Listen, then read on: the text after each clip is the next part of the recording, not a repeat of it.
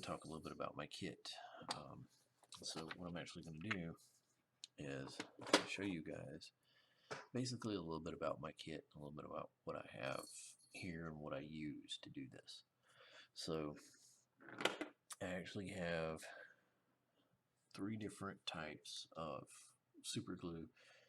This is especially good for things that you need to set very quickly and things that you don't want to ever move again. So I have regular gel super glue. This is fairly cheap and inexpensive. I've got a special bottle of Instant Cure never can say the name right, cyanoacrylate, which is basically super glue. This is medium set, which is 5 to 15 seconds work time. And I also have a bottle of the same thing, or a bigger bottle of something similar. This is a extra thick 10 to 25 second work time, so it gives you a little more work time. This is basically instantaneous. This is fairly instant. This is, you got a minute to oops. So really, depending on what I need, I'll grab one of these depending on what I'm putting together. A lot of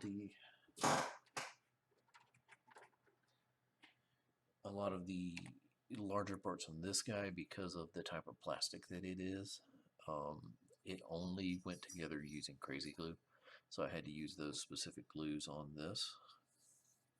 And you can kind of see that a little bit, some of the parts, like you can see the white haze on this. That's from that specific glue because it leaves a little bit of a haze.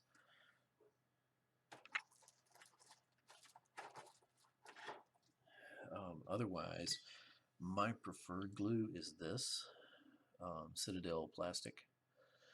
It's got a rather nice applicator on it. As long as you keep it clean, you take care of it, it's fairly pinpoint.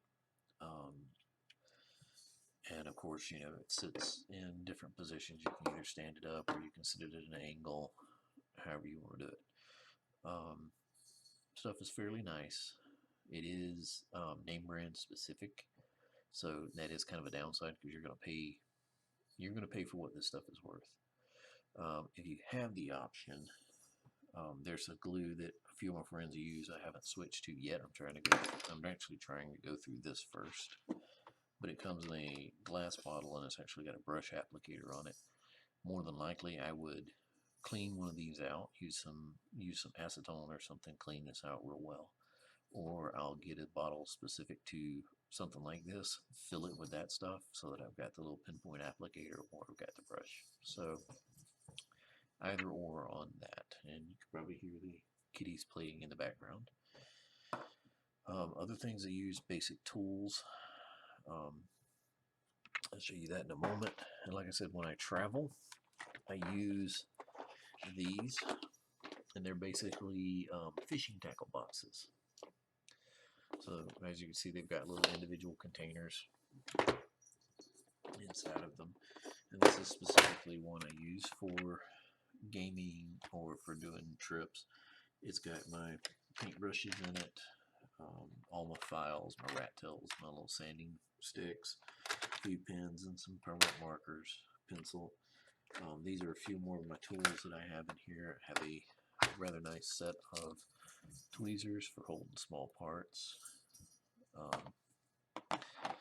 I have a pin vise or pin drill with bits for that. So, you know, of course, these are great for if you have broken parts on a model or something and you need to pin it. I do have a few bits in here that are a little bit bigger than what the pin vise usually carries, but of course it's got a replacement collet that can actually carry those bits, so I can have a few different size bits in here. Really nice. I've used it so far on my Knight. Works out rather well, so I'm actually glad that I invested the money in it. I would prefer to have gotten a little bit better model of one. This is a fairly cheap basic model from Hobby Lobby, so I would prefer to have something a little bit better, but it'll do the job. And of course I have little clips in here, and this is actually part of a thing I'll show you in a minute, that comes from Citadel.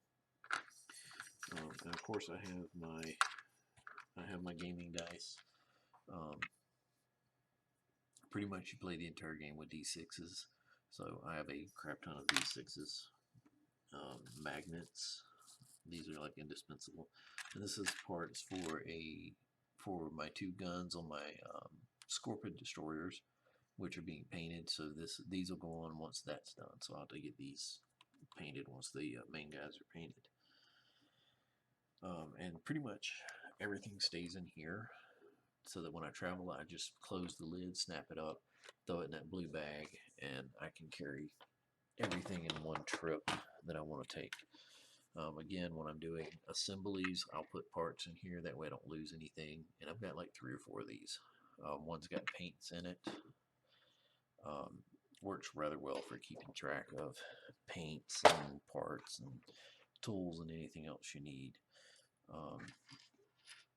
Actually, give me just a second. Bring this over because this is technically part of my kit. So this is that blue bag that I showed you in the video. And inside I have plastic sheet for using for painting or mixing and thinning paints. Carry a ruler. And of course I have all of my paints in here. I do carry a pair of chopsticks. This works great for some parts that you just need to stick on something so you don't get paint on your fingers. I also carry a few different tools in here. I've got a phone charger. I usually carry a rechargeable battery in my bag. So I've got a little bit of everything in here. It's kind of just my travel gaming bag.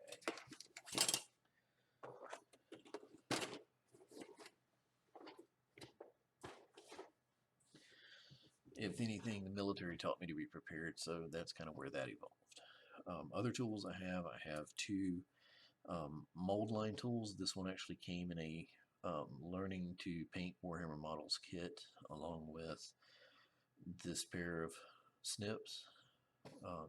These are nice. I've got several different pairs. I've got these, which give me a little bit closer cut and a little bit more fulcrum, so it's not as hard to cut pieces. These are a little bit more finite, a little easier to control. So it really just depends on what you need. And again, I have this small mold line tool, which works great for just minor things. I can use any edge of it that I need. I even use the back of it sometimes for doing things. This one is a Citadel brand mold line tool, and I've actually wrapped it with Curlex to give me a little extra grip, or what they call fletch tape. But it gives me a little extra grip, a little easier to control it. Because usually when I use it, I'm holding it like this, or I'll hold it like this and use it for just finite part control. And you'll see me do that in some of the videos. I have these, which are sanding sticks. One side is, I believe, 220 grit sandpaper, and the other side is like 300 or 320, something like that. And I always put if you notice, there's a black dot on here. And you probably can't see it too well, but that black dot tells me which is the finer side and which is the coarse side, so that I can identify them. And I've got a box full of these. Indispensable tool. This right here, if you buy any tool for doing modeling, these are indispensable. An X-Acto knife is your friend for doing modeling, but at the same time, it's also your worst enemy, because these blades are very sharp, and despite any attempt to be careful, you will inevitably stick that blade in your hand somewhere at some point at some time. So it is inevitable. You might as well get used to it. Keep a pack of batteries sitting, or keep a pack of Band-Aids sitting on your table somewhere, or a rag. I recommend I actually run the gold X-Acto blades. I get a little more life out of them. They do a little better. And of course, always keep your lid close by. When you're not using this thing, keep it covered. Usually if I know I'm going to be using it a lot, I always lay it. If you notice, I have a rag. This is for glue drips, paint, whatever. But typically I use it for wiping off the um, tip of my glue so that I don't get drips everywhere, and I let the glue drip onto this. But I also put my tools on it so I can keep track of them. So usually that is where that is laying, just like that. Always lays tip away from me and on something like this where I can see it or find it. If it's not here, then it's usually laying in my crafting box. But it's always laying point away from me. The other things I have is, like I said earlier, I have these guys, which are indispensable for doing model work, especially painting, because you just put your bases in there and it holds your guys really well for doing things. And I'll demonstrate that. So specifically, let's say I want to work on this guy. I don't know if this guy will fit in this specific one. Yeah, he will. That's about the biggest base you can put in this, and I think that's a 40 mil base.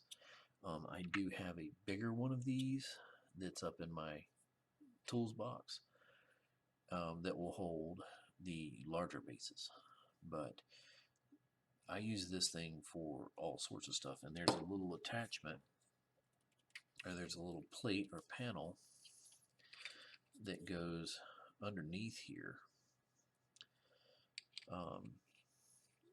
that has two little bendy things on it, which is where those hooks go for holding parts while you're trying to glue them.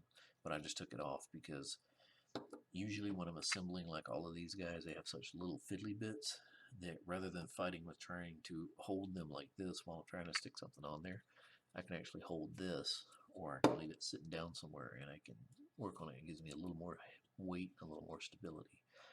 For painting, these are nice because you can actually use them to brace on while you're trying to do very detailed painting, instead of trying to hold this thing while you're trying to paint. So just a lot of uses, worth the purchase.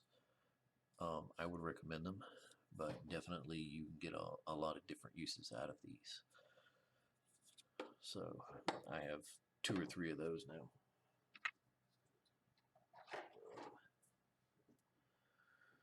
So basically that's my toolkit.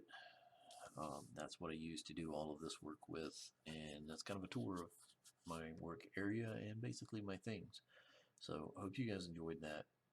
Again, I'll try to get some better videos out to you guys, and get some more videos out and some more pictures and more updates on what we're doing. And again, I'm going to try to get better cameras, better equipment to be able to start shooting better videos. I would like to get back into game streaming again on Satyr's Run, but probably going to be a while before that happens. So hopefully you guys enjoyed this, and again, I'll catch you guys later. And this is Satyr from Satyr's Run, and I'm out for tonight. Bye.